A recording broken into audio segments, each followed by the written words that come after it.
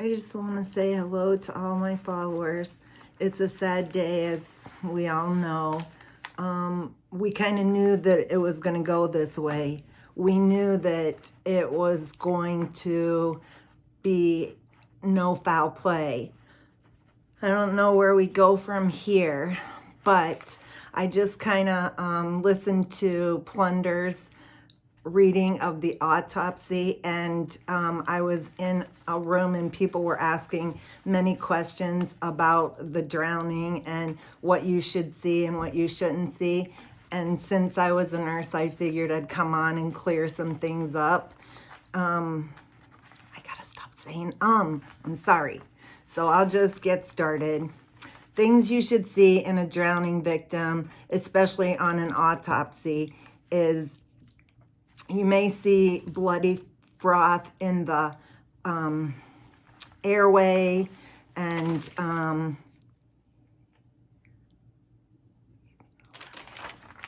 in the airway, you may see, okay, you're going to see water in the lungs and the stomach, and you're going to see some cerebral hemorrhaging. This is so sad. You should see post-mortem, I gotta stop saying lacerations or abrasions. We might not see this all the time, though, because you have to think about how, how the water is, if it's rough or if it's smooth. And I don't think the water in that area was too rough. So you may not see scrapes and abrasion caused, from being down in the water for a while. You should see water animal activity, and I don't know if they mentioned that. In her lung fluid that they find, you should find diatoms, which they're like this little bacteria. You see it under a microscope, and they're found in just about every drowning case. Sometimes it's also found in your bone marrow, the diatoms. So they're like algae that you'll find in drowning victims. Sphenoidal fluid should be significant, and that's in your sinuses. You should have significant hyperinflated lungs and congested lungs. Alveoli should be collapsed, and alveolar surfactant will be compromised. And the alveoli, they're like these little sacs, and they exchange the oxygen with the carbon dioxide, and that's how it gets through your bloodstream. And those would have been collapsed. And the surfactant, it just makes it easier for you to breathe. It smooths things out. It's like oil in your car. There would be electrolyte changes, metabolic changes, should kind of lean towards metabolic acidosis. This can all be found on an autopsy. These are all tests that they can do, and a lot of them they should. Shriveling of the skin, which is apparent. Aspiration of 1 to 2 mLs per kilogram. And that destroys the integrity of the pulmonary surfactant, which leads to the collapse of the alveoli. And that's called atelectasis. And that's where both of your lungs are completely collapsed. Now, I kind of wanted to, find this out, and you all can go to Plunder's channel. She went through the whole autopsy and read it.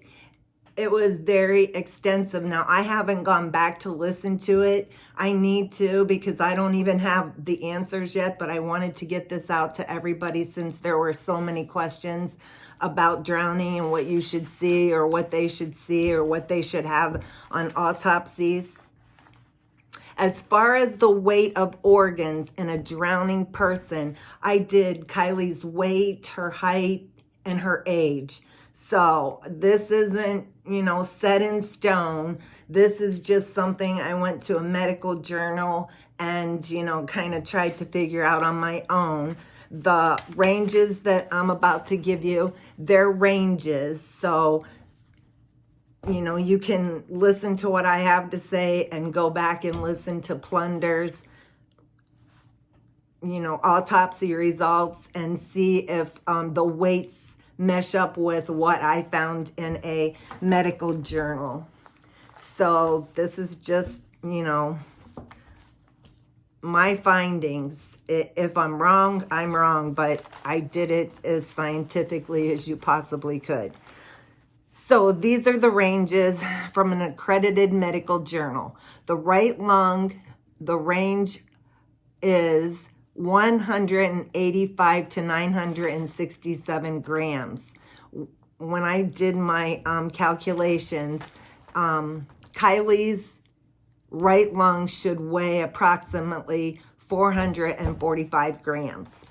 The left lung should weigh, and this is the range, 185 to 967.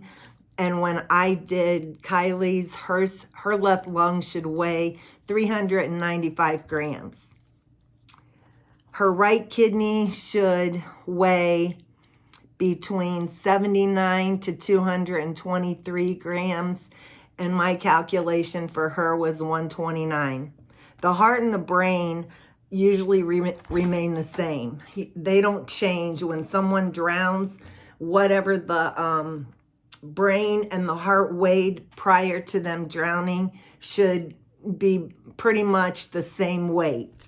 And that's usually almost always. They remain the same. Now I kind of did a little investigating on homicidal drownings.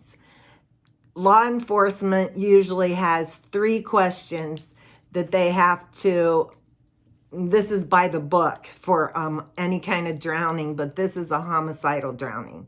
And I didn't say Kiely's was a homicidal drowning. I'm just kind of putting this out there. Okay, the first question is, did it make sense that the victim was in the water to begin with? That's a good question. The second question is, does the location and physical state of the victim make sense?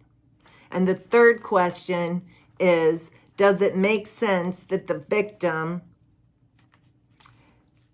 did not survive the immersion or submersion into the water?